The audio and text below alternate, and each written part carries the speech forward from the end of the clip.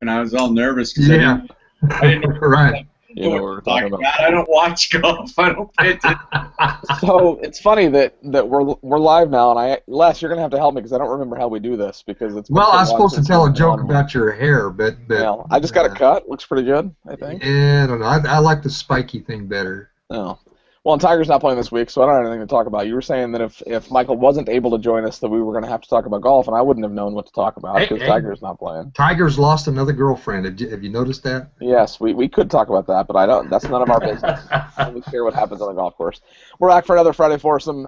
Jason cut it to literally the last minute and jumped in, even though I was freaking out a little bit, texting him and emailing him and trying to wonder where he was. And You sent the carrier pigeon. The carrier pigeon just got here asking if I was going to be on. I'm glad you made it okay. Send him back. Send him back so I can use him again next week. So today's guest is not a new face, but it's a new product that we're going to be talking about. And we're going to get to him in a second, but Jason Boslow from Shop Junior Golf is with us. We got Les Bailey from the Tennessee Titans. Hey, pro golf now. I had to. I knew because Jason was going to laugh. I thought it was going to be funny.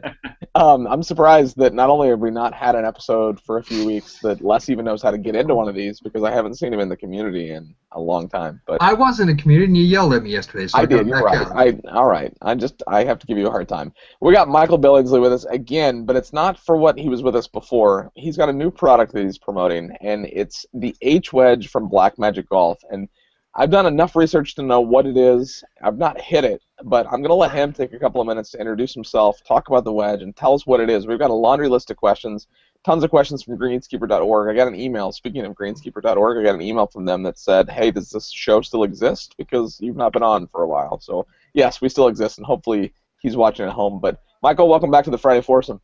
Thank you, guys. I appreciate it, and we'll have to get a set of HWedges out to you, Ricky, so you can yeah. improve your short game a little bit.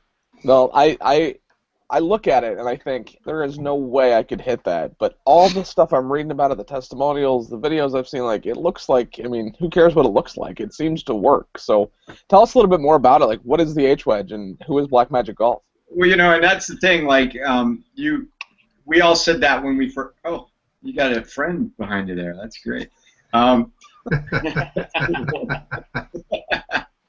Former Friday Foursome guest, Chris Strauss, everyone. That's the great thing about live internet. I love it. I used to call Chris and bug him for sponsorship, so I've actually never met him, but now I get there to he is. I told him you said hello and to return his phone call. We've all got hybrids, and when they first came out, everybody tried to hold on to their 3-iron and their 4-iron, and finally they hit a couple, stellar hybrids into the green and saw how they checked up, and we all started putting them in our bag, and that's a basic same concept here, right? I mean, it's a wedge face, fully legal grooves with a hybrid body and a hybrid shell, and everybody knows that a game improvement iron has weight back and low, so like a Ping G20, for example, iron, or something like that. That type of iron, right? That's got a lot of weight back and low. So this is the same kind of concept here with the HWedge.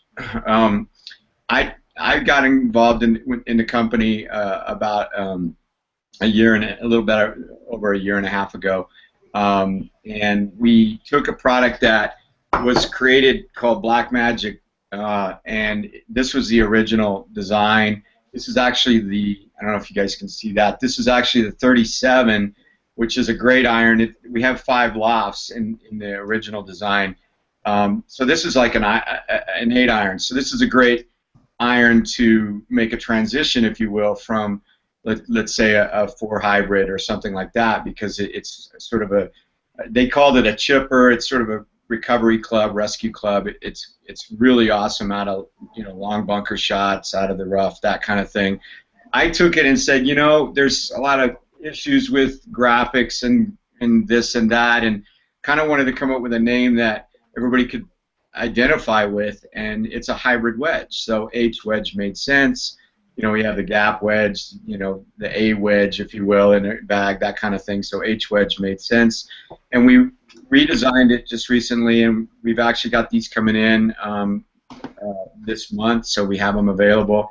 and it's the H-Wedge. We've taken and put a little bit better design on the bottom plate, done some nice graphics on them, cleaned up the top line a lot, really worked hard on actually the final design on really having a thin top line so it visually sits really nice to your eye, and they just work. At the end of the day, they just work. And how they work is, and I should shut up and let you guys ask me some questions, but they do just work. You know, they're really great.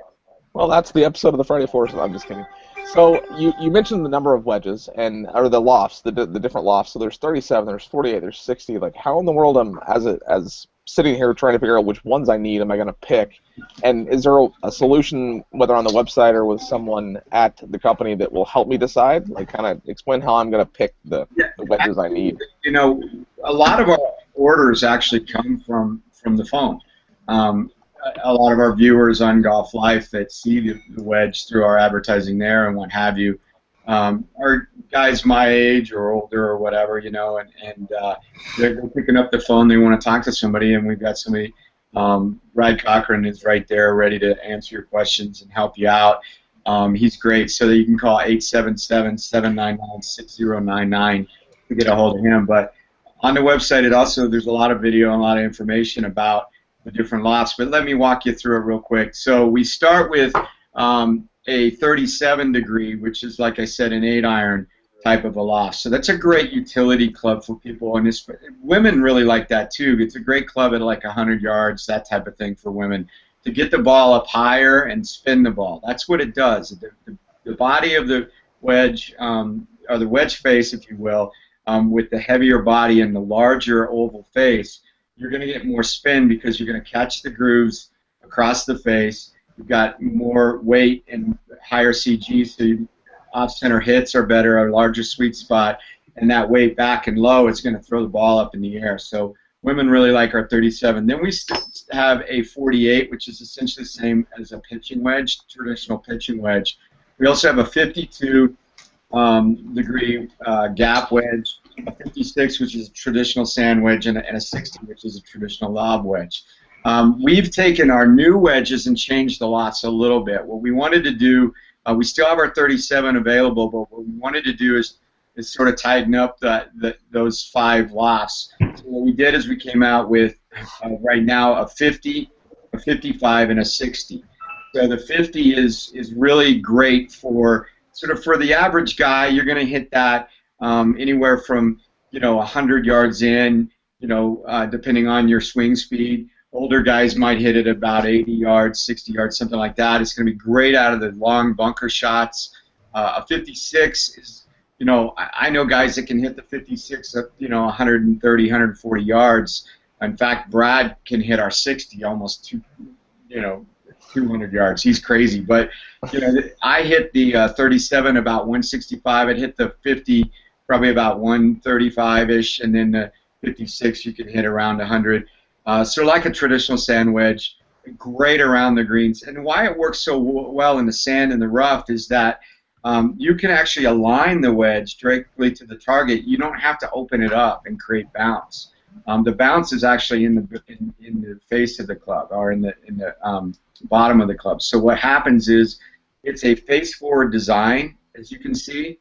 So the leading edge is actually going to get up underneath the ball. It comes under the ball, and then that wedge, that bottom, if you will, takes over and creates bounce.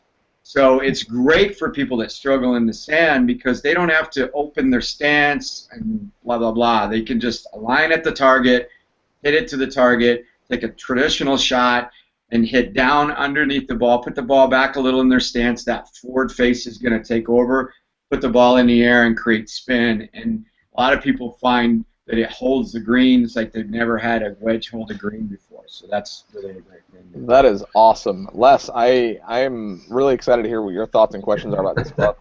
Well, my first question, is with Tiger Woods having all his chipping woes, how soon are we going to see him with an H-wedge in his hand? Well, the general manager of our company is a scratch golfer, Brad Cochran, and Brad's crazy. I took Brad to TaylorMade one time and he was hitting it off the range on the left side with their back when they first came out with the R11. So he can hit the ball. He plays these in his bag, and he's dangerous. He'll put them within 2-3 feet of the pin, right on top of the pin all day long on you. So you can play them like a traditional wedge. You can definitely, hit down on them, and they're gonna create spin. You can spin them, or you can just kind of take a relaxed, sort of a wristy shot, if you will, and that's where they're really great for guys like what Tiger was going through, right? I mean, Tiger was getting the head in front of the handle often a lot of time there when he was struggling, and a lot of golfers do that. A lot of golfers try to lift the golf club, that type of thing. With this body, with the mass, what it does, it'll cut up underneath the ball, and you can get away with that sort of flip shot. Yeah. You also, because the hossel's back, you're not going to shank it. It's impossible to shank. Now you will chunk it. I'm not going to lie to you. You can chunk it if for sure. It's not going to put the ball on the green for you. But it's not totally idiot proof. Now, that would be technology I would be willing to invest in. I just put the club down and then it goes to the green. That's right. So why play? Yeah, the exercise. Jason, what's up, buddy? Well, since we're talking golf clubs and since I represent the junior golf arena here, what about kids? I'm assuming that because the heads are probably more the hybrid shape and weight and size, that it's probably a little heavy for kids. But do kids ever play? Like, is that something that you would recommend, or no? I would say that little kids, probably it is a little bit heavy for a little kid, although you could cut it down and take some of the weight off of it. But by the time they're 11, 12 years old, they can handle it. My son plays it. I cut it down for him. Look, it's going to allow them to actually drop that club in the slot. And really the other thing that it's going to allow them to do, and this is important, as you well know, Jason, is one of the hardest things to teach amateur golfers or beginners is to swing the club below your shoulders and swing the club below your waist. Most people want to swing it from here to here, and they don't ever learn how to control the club. So it allows you to take that sort of, three-quarter shot, half shot, that kind of thing, and just kind of keep the club moving. So for kids, it is great because they're going to get response. They're going to get the ball up. They're going to see that ball get up. We've actually had demo days where we've had a lot of kids show up and they enjoy it. We'll set up a simulator. We did it here in Denver at the Denver Golf Expo, and we couldn't keep people out of the booth all day long. It was lined up, and a lot of the kids were loving it. So cool. Absolutely. And we did, by the way, just with this new wedge, you'll see what we've done is we've actually put some weight in here, and we actually moved the weight around, put a little bit more in the sole so it would close a little better. And one of the things I think the original wedge did is it, some people would close it fine, others would kind of leave it open. So this one actually naturally closes a little better. So I think for women and seniors and kids, that makes it easier for it to square the club up. And the other thing that we did is we took some of the weight off by removing some of the stress. So this wedge body is a little bit swing weight, a little bit lighter than our initial design. Now he did say seniors, and I was going to go to Les next, but I have a couple of questions from Greenskeeper.org, who is the sponsor of the Friday Foursome. So this is a story/question from Andrew Z28. So he said, I've never used a hybrid wedge, mostly because I'm so accustomed to the look and feel of a traditional wedge. The short game seems to be the one area that is most sensitive to personal preference when it comes to what you're looking at and what you're looking down at. Is the look of the club the biggest barrier for entry for them, meaning people looking at this club, or do where do they go? Or do they see some other areas or objections that come up? So is the look and feel of it like me? I look at it and I'm like, there's no way I can hit that, but I want to hit it. So what are your thoughts on that from Andrew here? Well, this is kind of a funny thing we hear, and then people pick it up, and then they realize that actually when you're swinging at the golf ball, you're actually looking at the golf ball. And so when you pick a club up in a store, you pick it up in a demo and you look at it, you're looking at it. But when you're actually playing it, you're not. And so that's kind of a weird thing that we do with our mind about that. The thing is that the top line actually falls away very nicely because of the black So you actually have a thin top line, and it is that wedge face that you see predominantly, and that's what you're wanting to focus on, squaring that face up, looking at how it's lined, and then start looking at the back of the golf ball and hit it. So I don't find it to be a problem at all, and like I say, once people start playing it, it's no different than how we looked at a hybrid when it first came out versus our 3-iron or a 4-iron. I mean, I'm rapidly approaching, the middle of what is it, 50, I guess is the. That was hard for you to say, wasn't it? Be careful there. 50 is the new 30. Don't worry about it. I can still remember playing a 3-iron. A lot of these kids, they don't even know what a 3-iron is anymore, but we did. That was a big issue, and I remember I worked with companies like Nikan, we do Golf Life, so I worked with a lot of companies when hybrids were first coming out, and the fact that pros putting them in their bag was a big deal. Yeah. And now you wouldn't even think about that. So it absolutely is not an issue whatsoever in terms of that once you get the response and you feel like you control it. I will say this, we're not out there saying everyone should put this in their bag by any stretch of the imagination, and we're not saying just put all of our wedges in your bag. I actually I carry a set of wedges that was custom built for me, and there's a couple that I like for certain things that are traditional wedges, and then I carry an H-wedge in the middle of that, and I just recently started doing that. It's really paid off. I'm seeing a lot better scores. I had a shot the other day. I'll give you a perfect example. I was in deep rough, and I was I had to carry a bunker. I had room on the green, but I had to carry a bunker, so it's in your mind, and I'm in sort of deep rough, and I'm about, 60 yards out, right? And that's a shot that I really struggle with a traditional wedge. It's, the ball is a bit kind of down and what have you, and I struggle with that shot. With this, I just took it, and I just sweep through it, and it just pops the ball right out and right on the green without having that lack of confidence that you have in those type of shots, or difficult bunker shots, that kind of thing. You can really recover with this product. So that's one thing for the guy that says, well, I want to carry my wedges. Do that, Yeah. But try one of these. We have a love it or return it policy, so if you don't like it, send it back. We're a small company. We're not going to argue with you. We'll take it back. I love that. Love it or return it. So I was going to let Les ask another question, and I'm not skipping him, but I really like this question that Johnny GK has from Greenskeeper. He wants to know how they compare to the alien wedges, and it's so funny because I haven't heard or seen an alien wedge in about, 32 years probably. It feels like it's been forever. But alien wedges, do you remember those, and are they similar, or is there any? I've heard of them, but I'm not old enough to remember. No. Now, Les, do you remember? I'm just kidding. Yeah, I remember them. I never had Les one, but I remember them being on the golf course. I know that they were really popular. I know that they sold like crazy back in the day.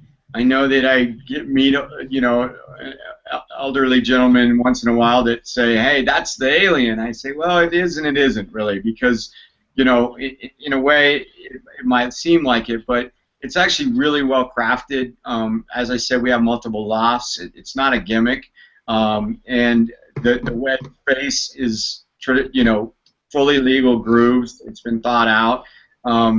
The idea of face forward was certainly actually introduced by F2, if you remember that company that had the F2 face forward design. That was sort of face forward. We have the patent on face forward with a hybrid body. So it is unique in that. The Alien did not have the face forward technology that we have, and that's really unique. What that does is, guys, if you think about it for a second, that essentially moves the ball back in someone's stance, technically, if you think about it, right? Because if they align a traditional wedge up, their ball is going to be here, but if they line our wedge up, essentially, it's now effectively moved the ball back. Does that make sense? Yeah. And so now that's going to allow them to catch the ball cleaner. So, I can't tell you how many ranges now that I've been involved with this for the last couple of years. Plus, we do a lot of product testing where we bring products out and let people test them with Golf Live.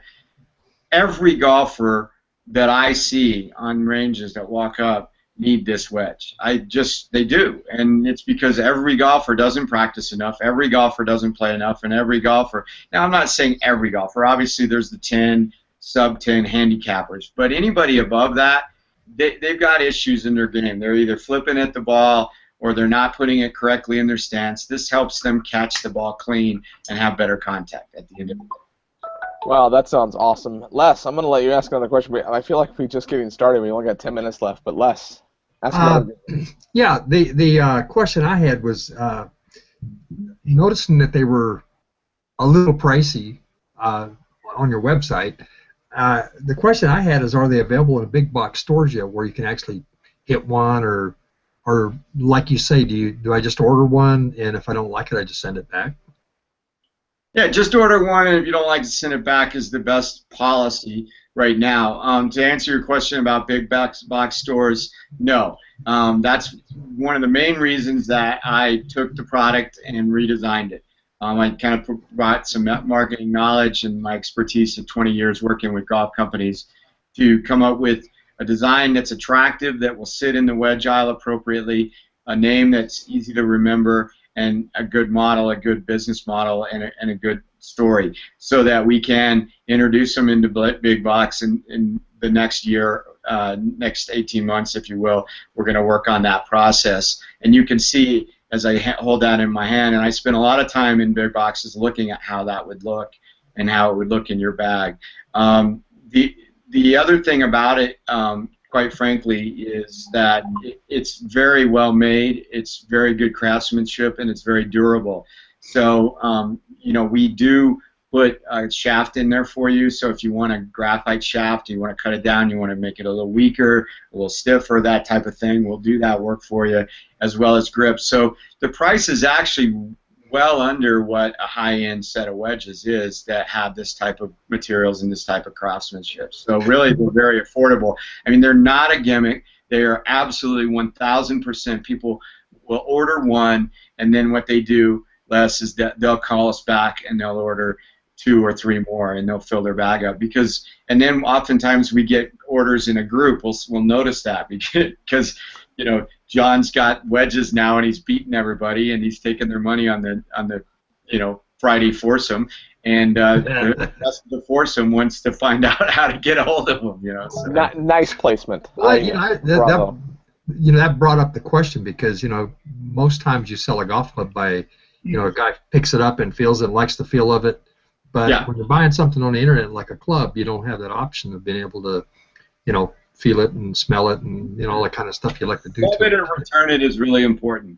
There's no question about it. I actually got that from the baseball arena. My son plays competitive baseball, and there's a great bat company that uses that type of a motto. And once I got a hold of their bats, you know, I continued to buy them for other kids on our teams and what have you. But it took, you know. Yeah. Okay. So that was pretty funny that you called it the Friday Foursome. I like that. Now, Jason, I don't know the last time you smelled a golf club, but I'll let you ask your next question. Cause I think so smelling them isn't the issue. It's my own golf clubs that's the issue. I'm around golf all the time and at golf courses and carrying golf clubs all the time. It's just never my own. That's the problem. In fact, my Nike driver, I think I'm actually just going to have it cut down and give it to Jace, because I don't think I'll ever get that ever again. So. All right, so my question to you is, you know, I know outside of the wedges, you guys have other products available on your site. You want to talk a little bit about the golf balls and the putters? Sure. I mean, we have some other products out there that we offer, and we're going to grow that as well. And we do that in line with Golf Life as well. You know, Golf Life, as you guys know, is a national television series for Fox Sports Net, and it's also distributed across the U.S., and we have a lot of across the internet, I should say, and we have a lot of social media platforms and a lot of people coming to those platforms. So we're kind of sharing that cart. We offer Polera golf balls. A lot of our audience are higher handicap folks, and so the Polera golf ball is a great way for either beginners, kids, or higher handicappers to get out there and keep the ball in play and enjoy the round a little bit better. And learn the game of golf. It's kind of how I see it. It's going to go straight. It's going to stay in the fairway. It's going to allow you to score better. Well, I wouldn't say score better, because, you know, you're playing it's not a USGA legal golf ball. It's more of a golf ball for fun and to enjoy the game better, if you will. We also have a line of shirts that we have. UGCA is the line of shirts. They're designed by Brad Cochran, who runs Like Magic Golf. They're beautiful shirts. They're wonderful design. They're definitely a Travis Matthew type of a styling, that kind of thing, and they fit really well.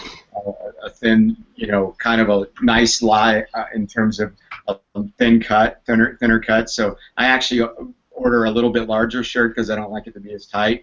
But it's just a beautiful line of shirts that we offer, and we have hats as well for that UGCA brand as well.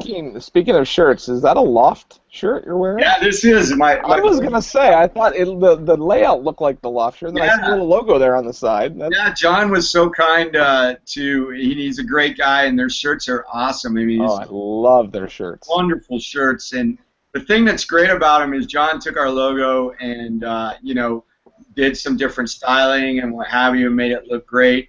For people who have a company or have a tournament or whatever, you're not going to find anything in terms of this quality with the ability to get custom branding on it as easy as John provides. So yeah, I've got a bunch of these. I've been wearing them a lot. I'm really enjoying them. That's awesome. Last one more question. Hurry, we only got a few minutes left, and I want to do the back nine. With the F-wedge or the H-wedge not having any bounce on it, doesn't it require mainly the same ball striking accuracy as a regular wedge? Well, let's talk about that. So yeah, I mean, if you're on a tight lie, okay, certainly if you're going to hit way behind it, you're going to hit it fat. There's no question about it, right? You're going to want it. You don't. It's not as accurate. You'll get away with a lot of stuff. You probably get away with it an inch or so behind the ball because of the mass and because it squares up and because it's coming through with that higher CG, if you will. So the normal inertia is better. In the rough and actually in the sand less, you can hit these things about 3 to 4 inches behind the ball and get the ball out of the sand. That's why they work so well for flippers, right? Mm-hmm. Because people that flip, you never know where they're going to hit the contact in the sand, and they can align it to the target. And women love them for that. And guys who struggle getting out of the sand, and guys that they've been taught all these different things, open your wedge, open your stance and everything. And good golfers, we understand how to do that. And once you learn how to do it, it's kind of like riding a bike. You can do it, but if you don't know how, it's hard to learn. And so this really makes that a much easier thing. It makes it easier. Okay. Jason, hurry. I'm good. I'm ready for the back nine, man. This has been awesome. Yeah, we did, and I feel like it's just I didn't really know what to expect this conversation to be because I was like, oh yeah, it's a wedge. Well, there is so much technology, so much passion, and so much actual effort put into the production of this thing. Like I really hope I get the chance to hit it because it's just it. No, we're gonna get you guys all a wedge to try out our new one. They're coming in, guys. Here's the thing. The short game is the most important part of the game, and once you get past the mental thing of pride or whatever, that's why we made them look nice, right? So you can set them in your bag, and they work, and you can be proud of them because they look nice. They work, and so it's not a gimmick, as I said. I keep saying it's really a tool, and we all need stuff that's going to help us score better and enjoy the game better because nobody likes getting stuck in a bunker. Nobody likes shanking it across the green and playing ping pong golf. It's no fun. And I got to tell you, the hybrid is my favorite club in my bag. From any of that. So the idea of a hybrid wedge, that makes sense to me. Yeah. All right, here we go. The back nine. You've done this before, but let's do it again. And the questions are different than last time. So I call them rapid fire, and I literally every week I say I need to change that because it's not really rapid fire. And every week you don't. So I know. All right, we'll come up with a better. Budweiser hot seat, right? There you go. All right, here we go. What wedges are in your bag? I mean, you're not really clever with product placement. Currently, Hopkins Golf, because they built a custom set and the lie angle is really right, and I realized that lie angle is really important in wedges, and I didn't know that before. So I've got a set of Hopkins wedges for me right now. Nice. Have you ever had an ace? Yes, I have. On 17 at Eagle Vale Golf Club in Vail, Colorado. I grew up in the Vail area. Well, didn't grow up there, but my adult life, I started my company up there and was playing up there on 17 and hit it on the front of the green, and it ran all the way. This is a side question because of where that is, and it has nothing to do with the Friday Foursome at all, but have you ever played Cordillera? I actually did all the opening videos, opened Cordillera with Jack Nicklaus, and was involved with when the other courses were opened as well. And the host of our original show, Golf Life, actually the second host of our show, is Erica Webster. She was the head pro at Cordillera Mountain, and we did a feature on Cordillera Mountain with her, and after that offered her a chance to become the host. So yeah, I've spent a lot of time there. It's one of the most Cordillera Mountain and Cordillera Summit is one of the most amazing golf courses that you'll ever experience. Well, that golf course may or may not be managed by Troon. I'm just saying. Cordillera. So what golf ball are you playing? You know, a ball that I play a lot right now is the Kick X, believe it or not. They're a sponsor of us, and it's a great golf ball. I've really enjoyed playing it. I also am playing the 3-Up a lot. I love that golf ball. Unfortunately, as I think you guys all know, some of these companies are kind of getting pushed around by the big boys, or the big boy, I should say, and so I know 3-Up is having to shut down their operations in about 3 weeks. So if you want to get some 3-Ups, get online and get them now because they're great golf balls, and get your hands on them. I didn't know that. Titleist sent out a little cease and desist to a lot of companies that were getting golf balls from Japan, from the same, or Japan, I should say, China, from the same golf ball manufacturer, and unfortunately, there's quite a few of them that are having trouble with that. That's what I understand. I know that 3-Up is going to go ahead and accept their offer to stop doing what they're doing. Who is your favorite LPGA Tour player? I would have to say, even though just because I know her and I like her and I think she's great, I have to say Natalie because she's just awesome. And they're probably not, I don't watch a lot of LPGA golf, unfortunately. I love to, don't get me wrong. I think it's a wonderful thing. It's just that I have 3 kids and a crazy life and all these businesses and all of this. But just because I love Natalie, she's just an awesome person. So what is your favorite social network? You guys are on a lot of them, but what's your favorite? Me personally, I spend most of my time on Facebook. Because that's where my friends and family are, and that's where I get a lot of, dialogue for me personally. Travis is a master, as you know, with Golf Life, and he's really been doing a lot with Instagram. He's been doing a lot with Google Plus, and he's just, he just does a great job. And if you enjoy social commentary, our Twitter feed is phenomenal, and we're putting stuff out there that's just good. It's interesting, and there's nobody putting out as much video in social media as we do, and Trav does a great job there. So they're all wonderful, but I personally spend most of my time with Facebook. Jason's got to leave. Bye, Jason. Sorry, guys, I got to run. Thanks, Jason. See you next time. Living, who's in your perfect foursome? Living in my perfect foursome. Well, I always have to throw Ben Crenshaw in there because he's my favorite golfer, and always has been. I would definitely have my father and my mother in there because that'd be cool. They're avid golfers. They play all the time, and it's my favorite thing to do. That's really cool. What's your favorite golf course? And if you say a Troon course, that'd be fine. Oh God, my favorite golf course. I've been fortunate and lucky to play a lot of places. I would say, you know what, I would have to say probably, I'll say Cordillera Valley because just because I've had so many great rounds there and so much fun there. It used to be sort of like my home course, if you will, when I lived up in the Vail Valley, and I've seen just epic sunsets and beautiful weather, and playing there in the late fall and stuff. There's nothing like it. And or Cordillera Summit. Cordillera Summit is spectacular. The huge overgrown aspen, the ancient aspen forest up there, are like nowhere you've ever seen. So, speaking of majors, does Tiger break Jack's record? We weren't speaking of majors. I just have to figure out a way in each episode to get Tiger in the conversation. Yeah, I'd say no. At this point, I'd have to say no. I think Tiger's got just too much going on between the ears, and I don't see it ever getting resolved cleanly unless he starts drinking, and then maybe, yeah. that might be the quote of the year.